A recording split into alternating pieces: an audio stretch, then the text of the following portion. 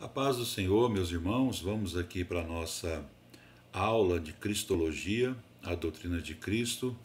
Hoje é a parte de número 6 e vamos falar sobre a morte de Cristo.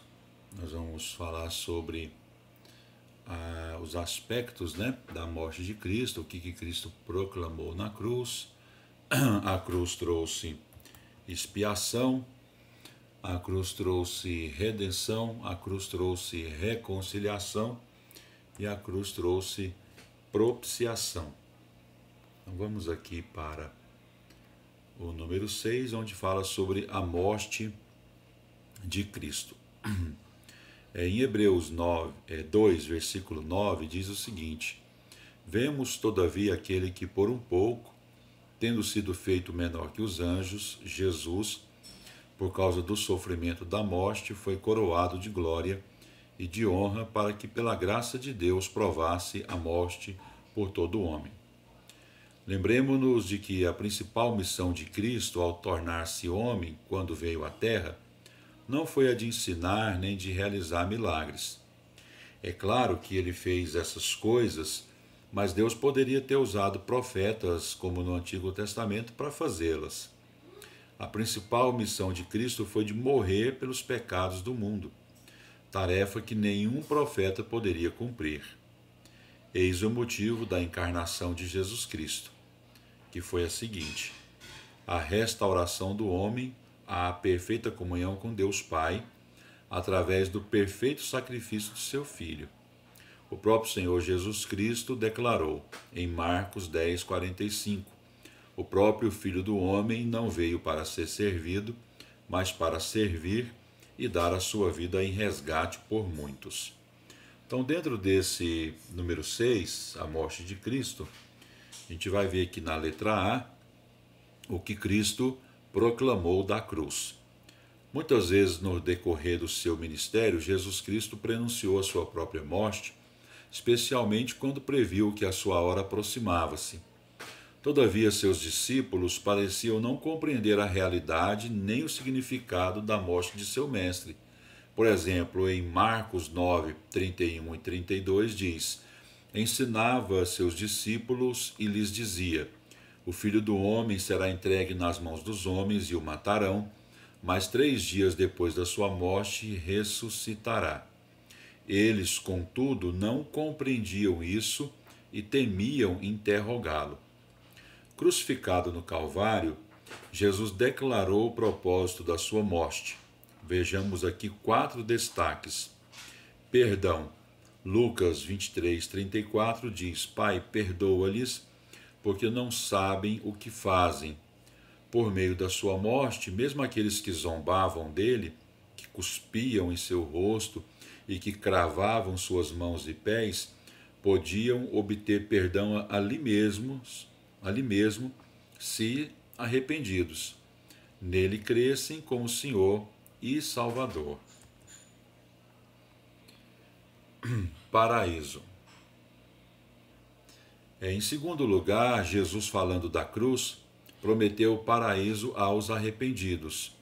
Enquanto um dos malfeitores crucificados com ele zombava, outro, reconhecendo a inocência e a divindade de Cristo, disse-lhe: Jesus, lembra-te de mim quando vieres no teu reino. Lucas 23, 42. Ao que Cristo respondeu: Em verdade te digo que hoje estarás comigo no paraíso. Lucas 23, 43. A obra expiatória na cruz do Calvário proporciona a única entrada para o céu, pois a Bíblia diz claramente que o pecado lá não pode entrar. Deus não tolera pecado. Em terceiro lugar, ouvimos as palavras angustiadas proferidas por Jesus após 3 horas de agonia na cruz. Mateus 27, 46 diz: Deus meu, por que me desamparaste? Jesus Cristo, ao tomar os nossos pecados e iniquidades, sofreu a maior das angústias, porquanto seu Pai lhe virara as costas ao ver o sofrimento e a presença do pecado em seu Filho. A mensagem fica bem clara: o pecado não tem parte com Deus. Vitória. Em quarto lugar, ouvimos as triunfantes palavras do Salvador agonizante, lá em João 19:30. Está consumado. Essas palavras foram pronunciadas como declaração de vitória sobre o pecado. Sua missão tinha se realizado completamente. Tudo estava cumprido.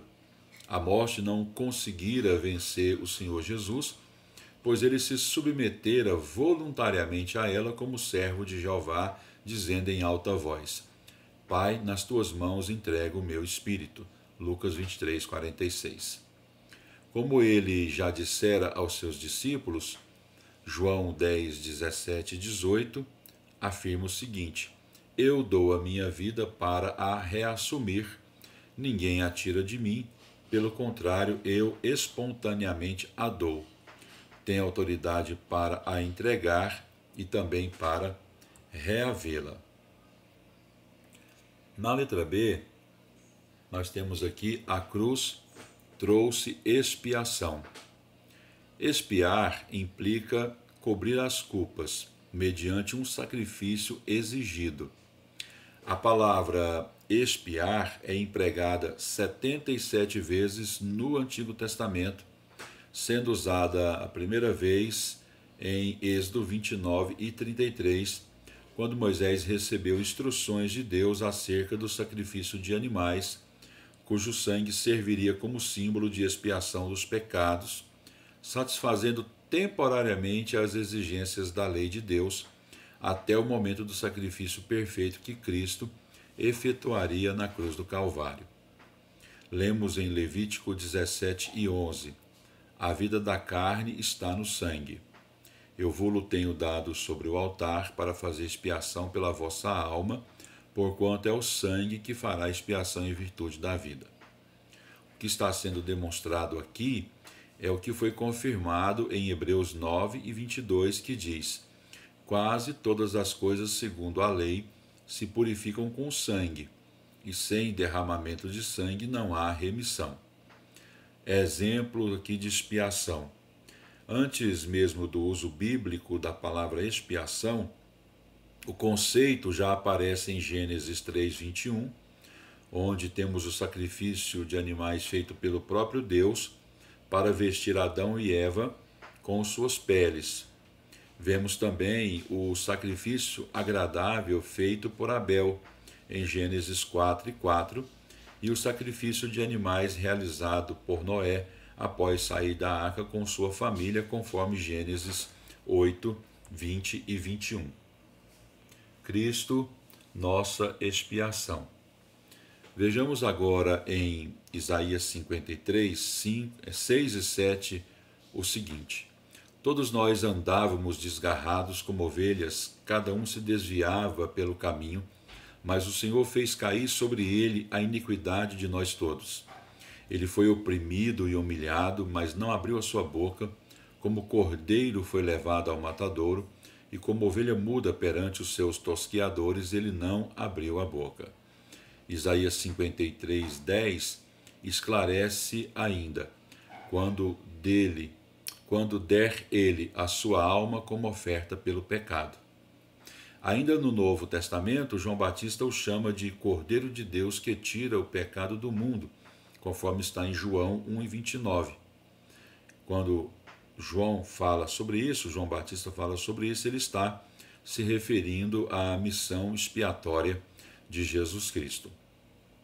Paulo declara em 2 Coríntios 5:21: Aquele que não conheceu o pecado, ele o fez pecado por nós, para que nele fôssemos feitos justiça de Deus.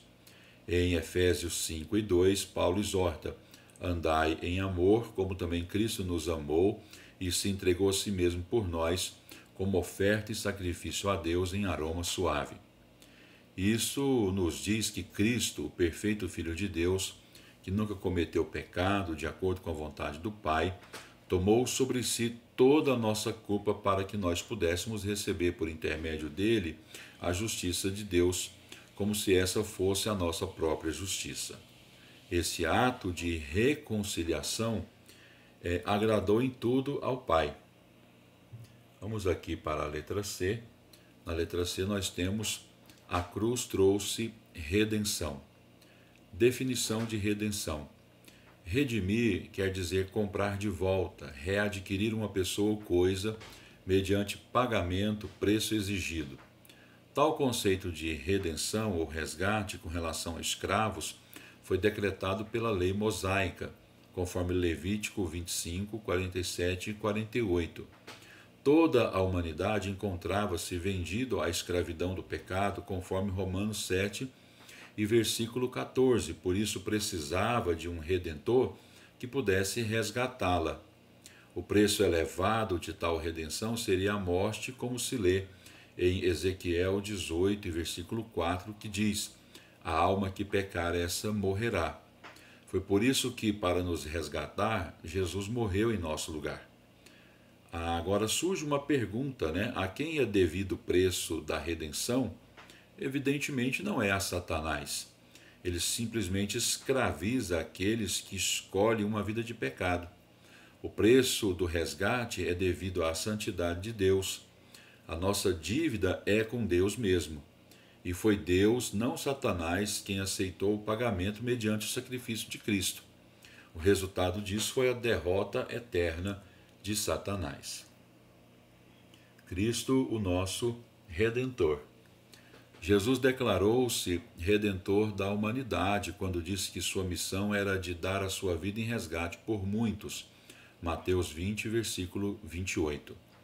1 Timóteo 2, versículo 6, fala-nos de Cristo, o qual a si mesmo se entregou em resgate por todos.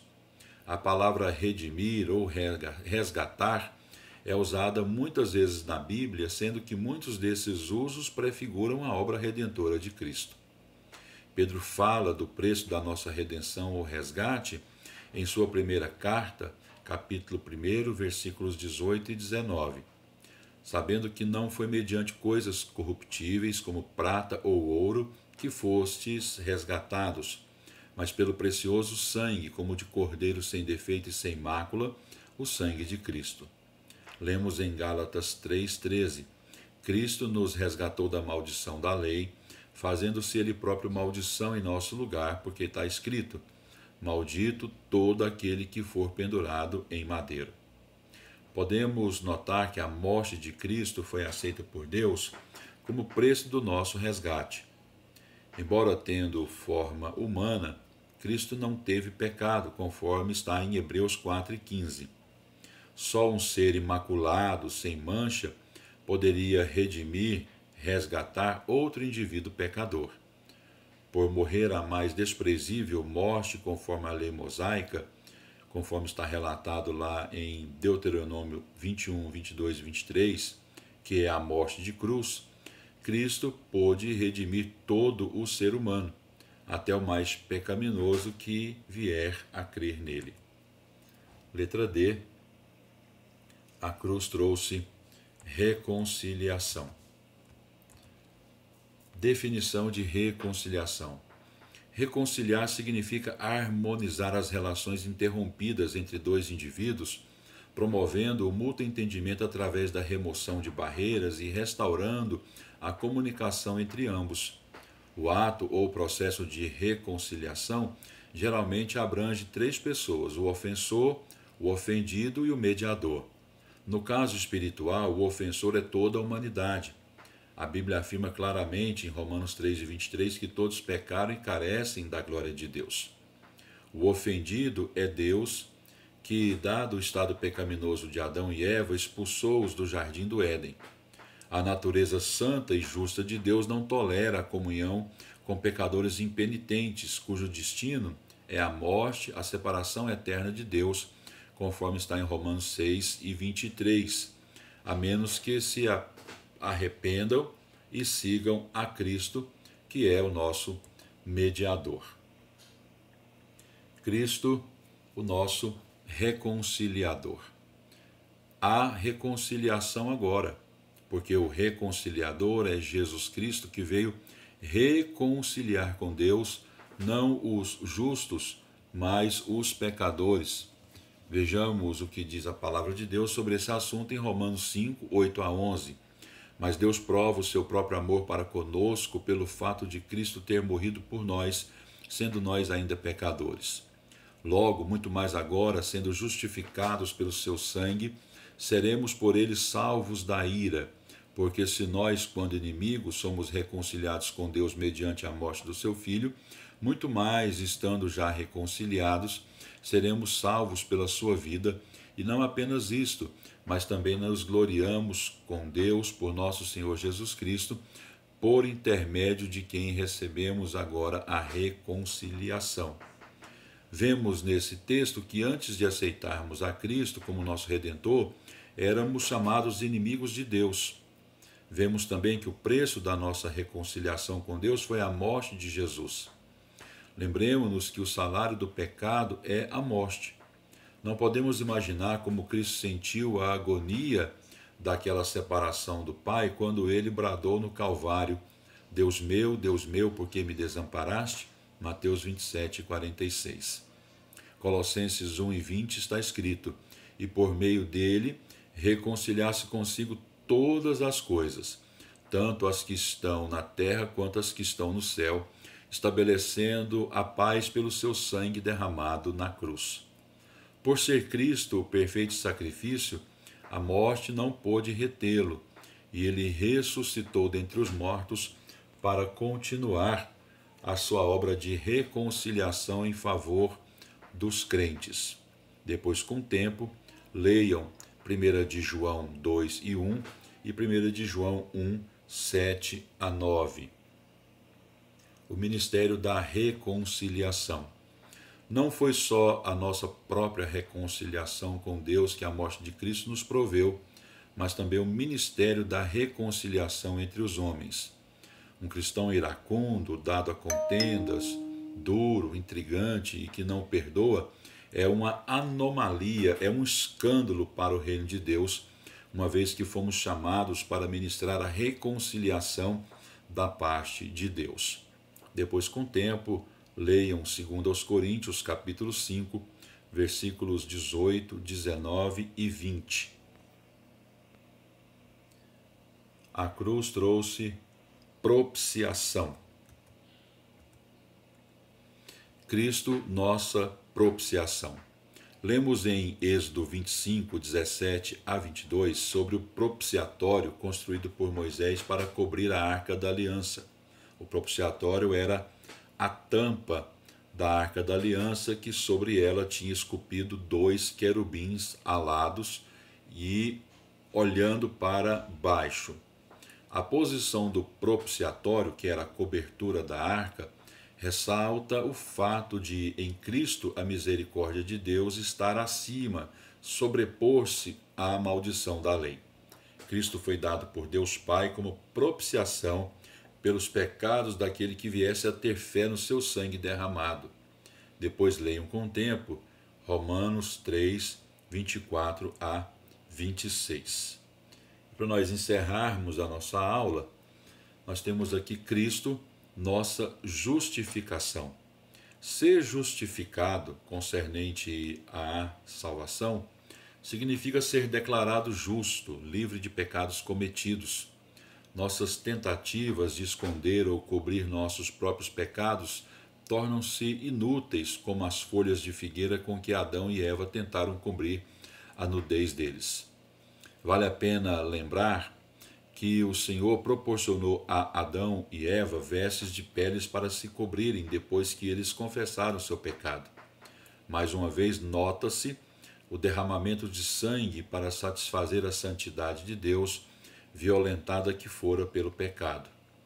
São infrutíferas, inúteis nossas tentativas de desculpar-nos ou esconder-nos dos nossos pecados, pois estão patentes aos olhos de Deus.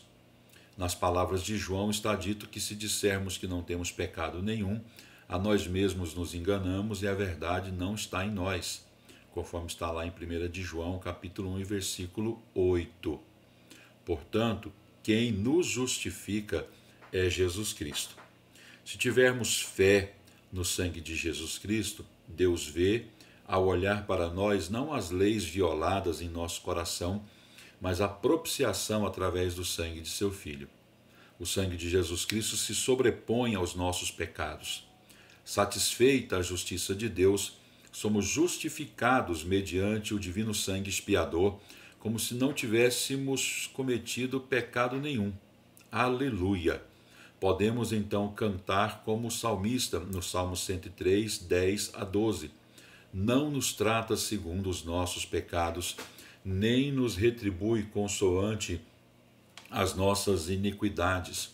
Pois quanto o céu se alteie acima da terra, assim é grande a sua misericórdia para com os que o temem. Quanto dista o Oriente do Ocidente, assim afasta de nós as nossas transgressões. Quem é capaz de medir ou calcular a grande misericórdia de Deus?